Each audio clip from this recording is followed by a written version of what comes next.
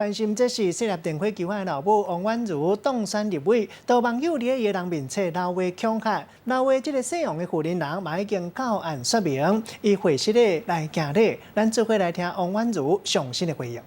很理解，说他们的说法是说，在选败之后有很多情绪激动、一时不理智的言论。那其实还有其他的，因为我们同时提高，因为同时发现的言论其实不止一篇，那也有透过其他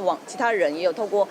脸书的粉专来跟我们做联系和致歉这样。那我觉得我们其实是全然可以理解的，然后也知道说，对，确实很多时候大家情绪激动的情况下，可能会发生这样的情况。但其实在这个同时，我们也必须让社会大众知道说，舆论自由其实不应该无限上纲，大家还是要为对自己的言论负起他该有的责任。加上我们这个案件是公诉罪，也不是我们单一方向说要撤告或是怎么样就可以进行的，所以在这部分我们还是会希望静待司法的调查和处理这样子。那我们也很希望再次呼吁说，在等待司法调查的过程中，其实大家还是尽量回归理性，我们不要再去做任何的类似这样子不当的言论的批评或是谩骂，或是甚至是恐吓。我们希望选民大家都还是要回归到理性面，因为我们台湾真的已经不需要再更多的撕裂或分化，我们现在真的需要的是大家一起在努力，让台湾社会变得更好。我觉得身为一个家长，我们真的必须要捍卫，为了小孩需要很考虑到他们的安危，所以在这部分，这也是我们当初为什么会有备案和提高的动作，就是希望同时能够兼顾到。那我觉得站在妈妈的角色，或是站在一个公众人物角色，我们真的还是只能再次的呼吁说，大家